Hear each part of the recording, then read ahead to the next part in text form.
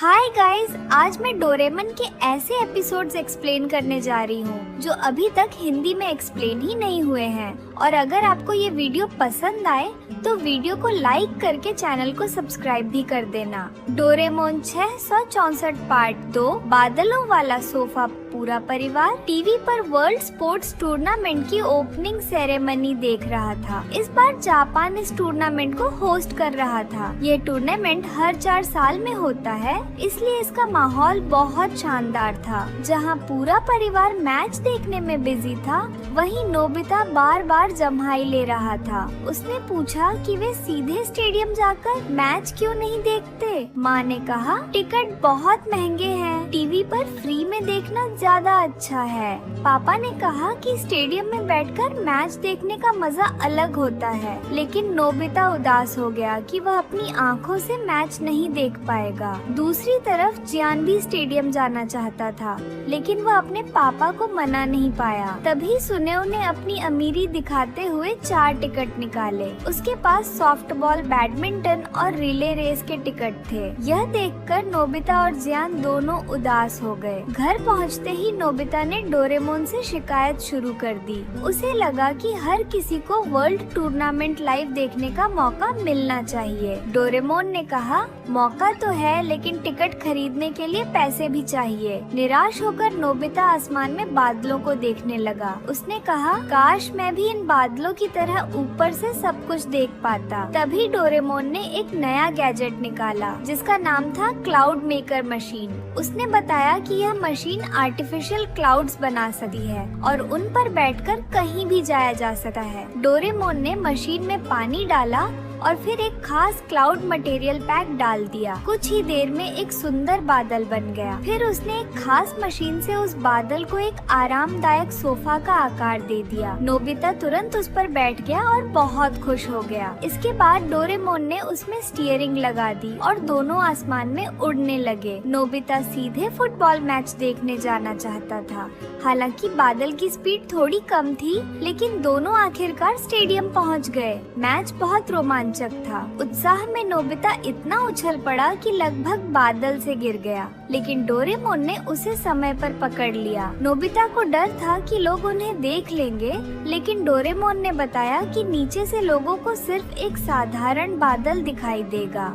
अगले दिन नोबिता ने जियान और सुनेओ को मैच की पूरी कहानी सुनाई। सुनेओ ने फिर से अपने टिकट निकालकर शेख ही मारनी शुरू कर दी। जियान को उदास देखकर नोबिता ने उसे भी बादलों वाले सोफे पर बैठकर मैच देखने का ऑफर दिया। जियान तुरंत तैयार हो गया। रास्ते में उसने कोल्ड ड्रिंक और कुछ स्नैक्स खरीद लिए। गर्मी को देखते हुए डोरेमोन ने बादलों से बना एक क्लाउड रेफ्रिजरेटर तैयार कर दिया। फिर उन्होंने बादलों से छत और एक टॉयलेट भी बना लिया। थोड़ी देर बाद शिजुका भी उनके साथ जुड़ गई और उसने बादलों से बना एक स्विमिंग पूल तैयार कर लिया। दूसरी तरफ सुनेओ अपने परिवार के साथ स्टेडियम में बैठकर मैच देख रहा था, लेकिन तभी एक बड़ा सा बादल उसके सामने आकर खड़ा हो गया। अब उसे मैदान में कुछ भी दिखाई नहीं दे रहा था। असल में वह नोबिता और उसके दोस्तों का बादल था। चाहे बेसबॉल हो, हाई जंप हो या बैडमिंटन, हर बार वही बादल सुनेओ के सामने आ जाता था। पूरा दिन मैच देखने के बाद सभी लोग घर लौट आए। अगले दिन 400 मीटर रिले रेस होने वाली थी। इस बार उन्होंने ज्यादा लोगों को साथ ले जाने का फैसला किया। डोरेमोन ने एक बहुत बड़ा बादल तैयार किया और नोबिता जियान ने अपने दोस्तों और परिवार को भी बुला लिया। कुछ ही देर में बादलों का एक बड़ा प्लेटफॉर्म तैयार हो गया, जिस पर बच्चे और बड़े सभी बैठ गए। इसके बाद डोरेमोन ने बादल को स्टेडियम की तरफ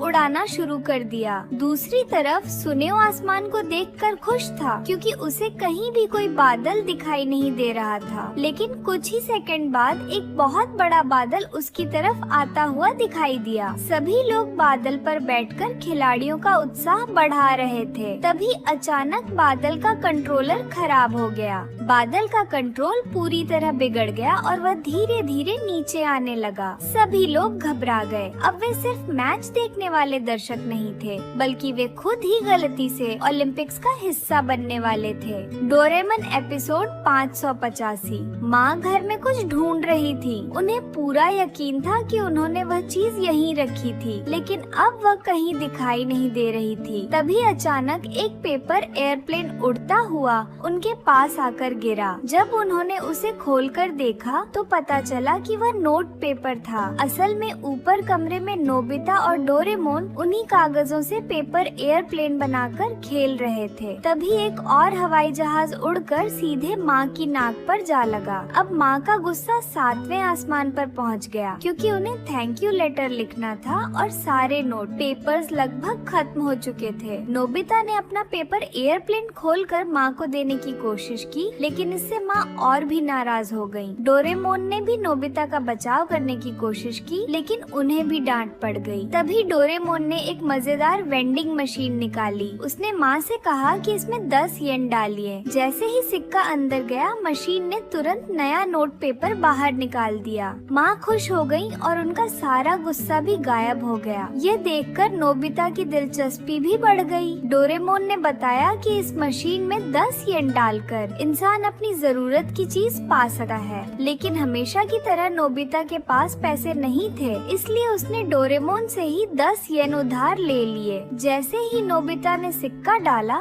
मशीन से कई 10 येन के सिक्के बाहर निकल आए। यह देखकर उसकी खुशी का ठिकाना नहीं रहा। उसने एक सिक्का वापस करके डोरेमोन का उधार चुका दिया और बाकी सारे सिक्के एक साथ मशीन में डाल दिए। लेकिन इस बार मशीन ने कुछ अजीब चीजें निकाल दी।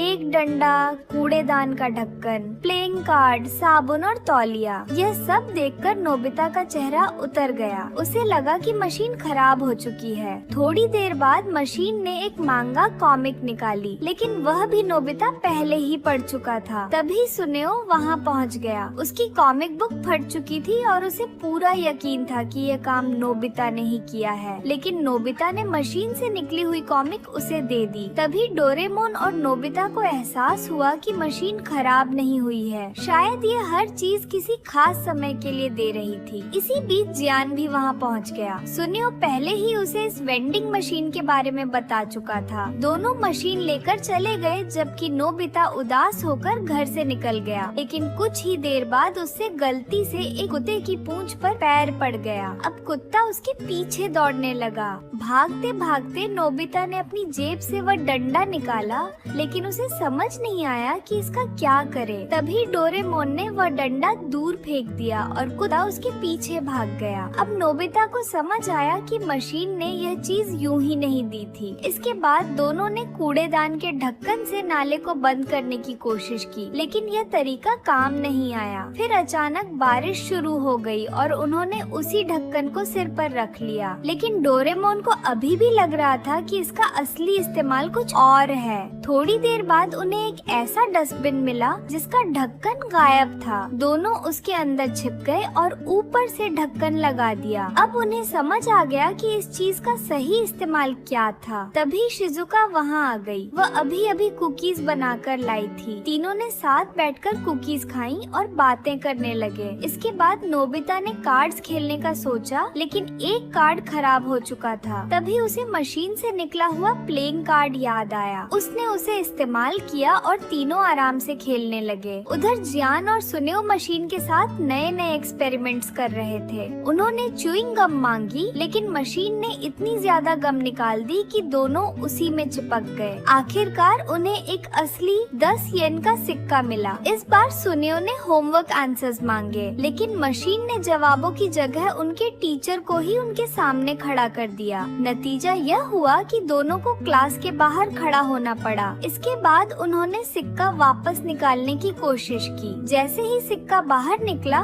टीचर भी मशीन के अंदर खींच गए। अब जियान ने 2 सिक्के डालकर कुछ बेहतर चीज मांगी, लेकिन मशीन ने फिर से साबुन और तौलिया ही निकाल दिए। उधर नोबिता घर लौट रहा था और सोच रहा था कि क्या मशीन से निकली बाकी चीजें भी किसी दिन काम आएंगी। तभी उसकी मुलाकात जियान और सुनेव से हो गई। उसी समय वह कुत्ता भी वापस आ गया। अब एक तरफ जियान और सुनेव थे और दूसरी तरफ गुस्से से भरा कुत्ता। नोबिता पूरी तरह फंस चुका था, लेकिन तभी एक गाड़ी तेजी से वहाँ से गुजरी और कीचड़ उछालते हुए सबको गंदा कर गई। सभी लोग सिर से पैर तक कीचड़ में भर गए और आखिर में सबको समझ आ गया कि मशीन से निकले साबुन और तौलिए का असली इस्तेमाल क्या था। यानी डोरेमोन की वेंडिंग मशीन कभी बेकार चीजें नहीं देती थी, वह सिर्फ सही समय आने का इंतजार करती थी।